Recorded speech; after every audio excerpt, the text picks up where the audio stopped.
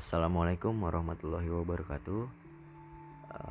Salam, Om Swastiastu, Namo Buddhaya, salam kebajikan. Perkenalkan, saya Alam Syah Nur Saputra dari Antropologi Sosial 2019 Universitas Diponegoro. Pada kesempatan kali ini akan membawakan podcast monolog yang akan membahas tentang Taman Mini Indonesia Indah dalam perspektif masyarakat. Nah, kenapa sih memilih kawasan ini gitu? Jadi untuk dijadikan subjeknya, karena bagi saya satu, lokasinya dekat dengan rumah.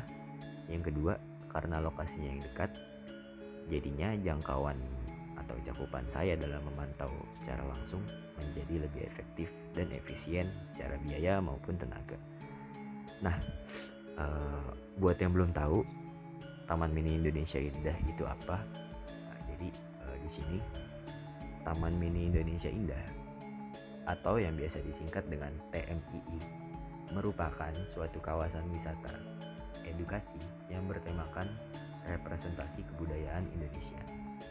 Kawasan ini tepatnya terletak di Kecamatan Makassar, Kota Jakarta Timur, Provinsi DKI Jakarta. Kawasan ini memiliki luas wilayah kurang lebih 150 hektar. Tempat ini mengapa disebut Taman Mini? Karena kawasan ini menggambarkan Indonesia secara miniatur atau secara kecilnya. Dan juga di dalamnya disertai dengan berbagai aspek kebudayaan dari berbagai suku, agama, dan ras yang ada di seluruh penjuru Indonesia. Nah, di sini apa sih yang ditawarkan dari taman ini? Nah, di sini pengunjung dapat melihat corak kebudayaan masing-masing suku bangsa yang ada dalam bentuk anjungan-anjungan, peragaan aneka busana, tarian, hingga tradisi daerah. Nah, di Indonesia sendiri kan setiap suku bangsanya itu banyak ya, dan setiap suku bangsa itu pasti memiliki corak ragam bangunan yang terdiferensiasi gitu, yang berbeda-beda. Nah, bahkan tidak sedikit di mana satu suku bangsa memiliki lebih dari satu jenis bentuk bangunan tradisional.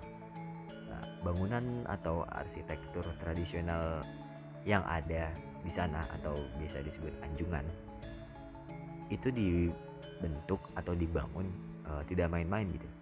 Karena mengapa gitu? Karena dalam pembangunan anjungan tersebut dibuatnya sesuai dengan kondisi latar belakang lingkungan maupun kebudayaan yang dimiliki daerah asal dari anjungan tersebut, di mana setiap anjungan pasti menampilkan ciri khasnya masing-masing. Nah, kira-kira siapa sih yang menggagas atau yang punya ide membangun taman ini untuk pertama kali? Nah, jadi untuk idenya sendiri itu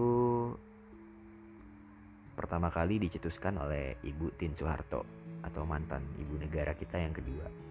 Nah, ide ini tercetus dalam suatu pertemuan atau rapat lah pada tanggal 13 Maret 1970 di Jalan Cendana nomor 8 Jakarta. Nah, tujuannya apa sih? Tujuannya sendiri itu melalui miniatur ini nantinya diharapkan dapat membangkitkan rasa cinta tanah air pada seluruh elemen bangsa Indonesia. Nah, lebih lanjut lagi, taman ini mulai dibangun sekitar tahun 1972 dan diresmikan sekitar tanggal 20 April 1975. Secara filosofisnya sendiri, pembangunan kawasan ini syarat akan makna. Kayak misalnya, topografi taman dibangun sesuai dengan keinginan tim perancang, yakni topografinya yang berbukit-bukit. Nah, mengapa? Karena tim perancang sendiri memanfaatkan kontur tanah yang ada di daerah Jakarta Timur tersebut yang tidak rata tadi untuk menyesuaikan dengan bentang alam Indonesia yang kaya akan perbedaan. Ada dataran rendah, ada dataran tinggi, ada perbukitan, jadi disesuaikan dengan realita yang ada di Indonesia. dan diimplementasikan ke dalam Taman Mini Indonesia Indah. Nah, kalau sesuai dengan filosofis dan idenya tadi, pembangunan kawasan ini memiliki makna yang sangat mendalam kiranya. Karena dari tujuan, ide, dan proses pembangunannya pun sangat diperhatikan tentang kebudayaan Indonesia sendiri. Nah, selanjutnya, jadi bisa dibilang lah kalau Taman Mini Indonesia Indah ini merupakan manifestasi langsung dari perpaduan corak ragam kebudayaan di Indonesia yang disuguhkan melalui penampilan budaya. Nah, jadi juga disebutkan bahwa kalau Taman Mini itu merupakan suatu kawasan yang mengusung konsep edutainment, ya artinya edukasi dan entertainment dijadikan satu. Nah, namun dalam perjalanannya, pengunjung kerap kali mengabaikan poin penting dari kunjungan mereka ke taman ini. Nah, itu yang akan dijadikan pembahasan utama dalam podcast monolog kali ini. Kenapa sih pengunjung itu bisa bukan beranggapan ya, kayak berpikiran bahwa taman ini itu hanya sekedar tempat wisata gitu. Padahal kan secara ide, secara konsep, secara tujuan awal aja Taman Mini Indonesia Indah itu dibangun dengan tujuan untuk membangkitkan cita rasa nasionalisme Indonesia itu sendiri gitu. Nah, jadi kira-kira apa yang membuat mispersepsi dari para pengunjung? Nah, jadi ada nih melalui wawancara yang dilakukan oleh Anak Agung Ayu Wulandari. Jadi melalui wawancaranya Anak Agung Ayu Wulandari terhadap salah satu pihak dari Taman Mini Indonesia Indah itu sendiri. Jadi awalnya kawasan ini dibangun dengan sebuah danau buatan lengkap dengan miniatur dari kepulauan di Indonesia. Jadi di tengah danau ada pulau-pulau kecil yang merepresentasikan pulau-pulau yang ada di Indonesia sebagai pusatnya. Jadi danau tersebut jadi pusat dari taman ini itu sendiri, dan di sekitar danau dikelilingi anjungan-anjungan daerah, anjungan-anjungan yang tadi. Nah, dalam anjungan-anjungan ini ada apa sih? Nah, di dalam anjungannya terdapat berbagai informasi nih mengenai provinsi masing-masing berupa manekin dengan busana tradisional, artefak budaya, cenderamata, dan lainnya. Selain anjungan, di dalam kawasan ini juga terdapat tempat ibadah, ruang multifungsi, taman burung, taman bunga, akuarium, teater keong emas, istana anak-anak, dan 20 museum lainnya. Nah, masih mengacu pada Anak Agung Ayu Wulandari, setelah ia melakukan kuesioner kepada pengunjung secara acak, sekitar 52,41% pengunjung mengaku datang untuk kunjungan rekreasi semata, sedangkan 12,41% saja pengunjung mengaku datang untuk tujuan belajar, dan sisanya beragam tanggapan. Nah, hal ini jelas menunjukkan bahwa Taman Mini Indonesia Indah dalam implementasinya, dalam pelaksanaannya belum mencapai visi yang diinginkan.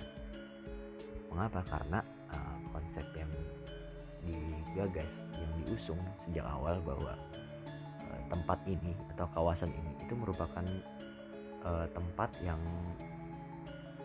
harusnya dijadikan tempat pembelajaran gitu bagi pengunjung, karena konsep edutainment tadi. Nah, sementara masyarakat masih menganggap bahwa tempat ini tuh hanya tempat wisata gitu. Kayak banyak juga pengamatan kecil-kecilan yang saya lakukan terhadap kolega, teman-teman saya gitu. Mereka juga kalau ditanya kenapa berkunjung ke Taman Mini, ya tujuannya karena ingin berwisata, bukan karena ingin belajar gitu. Nah, kira-kira dari pembahasan tersebut kenapa sih bisa begitu, dan sebaiknya apa yang dilakukan agar Taman Mini Indonesia itu kembali ke fitrahnya, kembali ke tujuan awalnya gitu, dalam persepsi masyarakat bahwa taman itu merupakan tempat pembelajaran, tempat edukasi yang menawarkan konsep edutainment, konsep pembelajaran yang santai, yang tidak terlalu membuat bosan mungkin kepada pengunjung. Nah, jadi sebaiknya menurut saya sebaiknya dilakukan pembenahan dan sosialisasi kepada masyarakat agar kunjungan mereka itu sesuai dengan konsep edutainment tadi. Nah, caranya itu bisa dimulai dari memperkenalkan kebudayaan tradisional secara konkret, mendalam, dan tepat sasaran, sehingga nantinya diharapkan dapat meningkatkan apresiasi masyarakat terhadap seni dan kebudayaan tradisional, dan juga melalui media pembelajaran yang menarik. Nah, dengan adanya proses ini, diharapkan dapat menumbuhkan rasa cinta tanah air yang nantinya akan membentuk jiwa nasionalisme. Sekian mungkin dari podcast monolog ini tentang podcast yang berjudul tentang Taman Mini Indonesia Indah dalam Perspektif. Kurang lebihnya mohon maaf. Assalamualaikum warahmatullahi wabarakatuh.